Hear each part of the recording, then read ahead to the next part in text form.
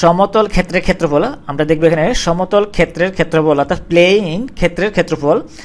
আমরা এই ব্ল্যাকবোর্ডটা যদি এটা প্লেন বা সমতল ধরি তাহলে আমরা জানি প্রত্যেক সীমাবদ্ধ সমতল ক্ষেত্রের একটি নির্দিষ্ট ক্ষেত্রফল রয়েছে। সীমাবদ্ধ ক্ষেত্র বলতে এরকম ত্রিভুজাকৃতি ক্ষেত্রফল হতে পারে বা বর্গাকৃতি ক্ষেত্রফল হতে পারে বা আয়তাকৃতির ক্ষেত্রফল হতে পারে। আমরা যদি একটি বর্গক্ষেত্র অঙ্কন করি, এই একটি ক্ষেত্র বর্গক্ষেত্র যার এই 4টি বাহুর দৈর্ঘ্যই সমান, তাহলে এটা হবে কি একটি বর্গক্ষেত্র। একটি বাহুর দৈর্ঘ্য সমান 4টি বাহুর দৈর্ঘ্য, এটা হবে কি একটি বর্গক্ষেত্র। তাহলে এটা আমরা কি বলতে পারি, একটি বর্গক্ষেত্র। তাহলে এর ক্ষেত্রফল কি হবে, এর দৈর্ঘ্য যদি হয় 1 সেন্টিমিটার, 1 সেন্টিমিটার এই বা এক বাহুর দৈর্ঘ্য সমান যদি 1 সেন্টিমিটার হয়, তাহলে এর ক্ষেত্রফল সমান আমরা বলতে পারবো এর ক্ষেত্রফল সমান হবে এই 1 বর্গ সেন্টিমিটার, 1 বর্গ সেন্টিমিটার। আয়তাকার একটি যদি ক্ষেত্রফল ধরি, আয়তাকার একটি ক্ষেত্র, এর ক্ষেত্রফল যদি নির্ণয় করি, আমরা বলেছি সমতল ক্ষেত্রের ক্ষেত্রফল। আয়ত একটি কি সমতল, আয়ত একটি সমতল ক্ষেত্র। আমরা যদি এই আয়ত আঁকি যার প্রত্যেকটি কোণ সমকোণ এবং বিপরীত বাহুগুলোর দৈর্ঘ্য সমান, তাহলে ওটা হবে কি একটি আয়ত। তাহলে এইটা হবে একটি আয়তক্ষেত্র, এর প্রস্থ সমান দৈর্ঘ্য অর্থাৎ বিপরীত বাহুগুলি পরস্পর সমান।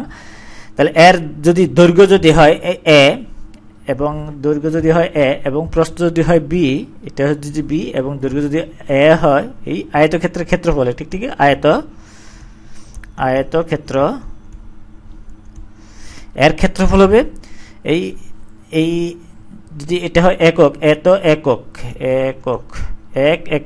একক আমরা জানি না কত, এটা যদি বি একক হয়, বি একক, একই একক সেন্টিমিটার বা ইঞ্চি বা ফুট বা মিটার এরকম হতে পারে, তাহলে এর ক্ষেত্রফল হবে। সুতরাং আমরা যদি ক্ষেত্রফল সমান হবে এ ইন্টু বি বর্গ একক, এ গুণ বি এত বর্গ একক, দৈর্ঘ্য গুণ প্রস্থ জানি আমরা, তাহলে এটা হবে কি বর্গ একক।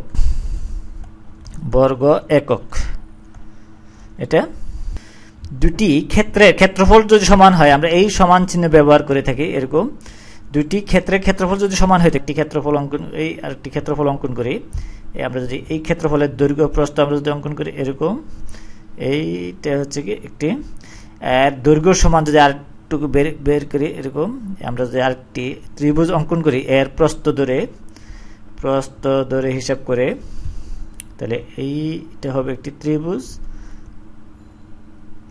তাহলে এই ক্ষেত্রের ক্ষেত্রফল আমরা এখানে একটি ত্রিভুজ এবং একটি আয়তক্ষেত্র আমরা যদি এখানে নামকরণ করি, এটা হচ্ছে কি এ বি সি ডি একটি আয়তক্ষেত্র, এ ই ডি আমরা এই আরেকটি ত্রিভুজ, এ ই ডি একটি ত্রিভুজ হলো, আবার এ বি সি ডি একটি আয়তক্ষেত্র হলো। তাহলে এই দুটি ক্ষেত্রফল আমরা এই এ বি সমান হচ্ছে কি, এখানে যদি এ বি ইকুয়ালস টু এরকম বিই হয়, বিই, সুতরাং ওই ক্ষেত্রে আমরা বলতে পারি এই আয়তক্ষেত্রের ক্ষেত্রফল সমান এই ত্রিভুজ এ ই ডি, এই দুটি ক্ষেত্রফল সমান হবে। তাহলে আমরা বলতে পারি এই ক্ষেত্রফল এই এ বি সি ডি, এই আয়তক্ষেত্র এ বি সি ডি, এই আয়তক্ষেত্রের ক্ষেত্রফল সমান এই দুটি ক্ষেত্রফল সমান যদি আমরা হিসাব করি, এখানে সমান চিহ্ন দিই, তাহলে এই দুটি ক্ষেত্রফল যেহেতু সমান, এ বি সমান বিই হয়, তাহলে এই এ বি সি ডি এর আয়তক্ষেত্রের ক্ষেত্রফল সমান হবে এ ই ডি এর ক্ষেত্রফল, এই ত্রিভুজ এ ই ডি এর ক্ষেত্রফল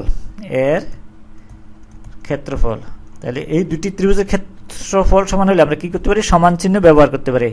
তাহলে এই সমান চিহ্নটা এই দুটি আয়তক্ষেত্রের ক্ষেত্রফল সমান হলে, দুটি জিনিসের ক্ষেত্রফল সমান হলে আমরা এই চিহ্ন ব্যবহার করে বা এই প্রতীক ব্যবহার করে লিখতে পারি দুটি ত্রিভুজ। এই একটি ত্রিভুজ আমরা যদি অঙ্কন করি, একই রকম দুটি ত্রিভুজ দৈর্ঘ্য এবং কোণগুলি পরস্পর সমান, বা আমরা আরেকটি ত্রিভুজ যদি অঙ্কন করি এরকম, এই একটি ত্রিভুজ একই রকম, এর দৈর্ঘ্য এবং প্রস্থ মানে এই তিনটি বাহুর দৈর্ঘ্য একই হবে, সমান হবে অনুরূপ বাহুগুলি। এটা যদি হয় ডিই এফ এটা, আর প্রথমটা যদি হয় এ বি সি, তাহলে এই ত্রিভুজের এই এ বি সি ত্রিভুজের এবং ডিই ত্রিভুজের এই DEF ত্রিভুজের এর অনুরূপ বাহুগুলো সমান হয় এবং অনুরূপ কোণগুলো সমান হয়, অর্থাৎ এ কোণ সমান ডি কোণ এবং বি কোণ সমান ই কোণ, তাহলে এই দুটি ত্রিভুজকে আমরা সর্বসম লিখতে পারি। তাহলে আমরা এই প্রতীক ব্যবহার করতে পারি, এই ত্রিভুজ ABC ইকুয়ালস টু বা সর্বসম, আমরা সর্বসম প্রতীক জানি, এই প্রতীক এটা কি সর্বসম, অর্থাৎ যেই দুটি ত্রিভুজের অনুরূপ বাহু এবং অনুরূপ কোণগুলি সমান, এটা হচ্ছে কি সর্বসম প্রতীক ব্যবহার করে। সর্বসম হবে এই DE ত্রিভুজ, DEF ত্রিভুজ। এই ক্ষেত্রে এই দুটি ত্রিভুজের ক্ষেত্রফল অবশ্যই সমান হবে। তাহলে আমরা এই দুটি ত্রিভুজের ক্ষেত্রফল সমান, এই ত্রিভুজ আমরা লিখতে পারি ত্রিভুজ ABC এর ক্ষেত্রফল সমান আমরা লিখতে পারি এই ত্রিভুজ এই DEF, ত্রিভুজ DEF এর ক্ষেত্রফল তাহলে এই দুটি ত্রিভুজ যদি সর্বসম হয় তাহলে আমরা কি বলতে পারি, এই দুটি ত্রিভুজের ক্ষেত্রফল সমান হবে। আর যদি দুটি ত্রিভুজের সমান হয় তাহলে ওই দুটি ত্রিভুজ সর্বসম নাও হতে পারে, দুটি ত্রিভুজ যে কোনো ভাবে সমান হতে পারে, কিন্তু এর এই সর্বসম হবে না। সর্বসম হতে হলে এর অনুরূপ কোণ এবং অনুরূপ বাহুগুলি সমান হতে হবে। তাহলে আমরা বলতে পারি যে এই ক্ষেত্র কি এবং ক্ষেত্রফল কি, বা সমান চিহ্ন কখন লিখতে পারবো বা সর্বসম কখন লিখতে পারবো আমরা জানি, বা আয়তক্ষেত্রের ক্ষেত্রফল কি, বর্গক্ষেত্রের ক্ষেত্রফল কি আমরা জানি। তাহলে বিভিন্ন আকৃতির এই সীমাবদ্ধ ক্ষেত্রের ক্ষেত্রফলগুলো সম্পর্কে আমরা জানলাম।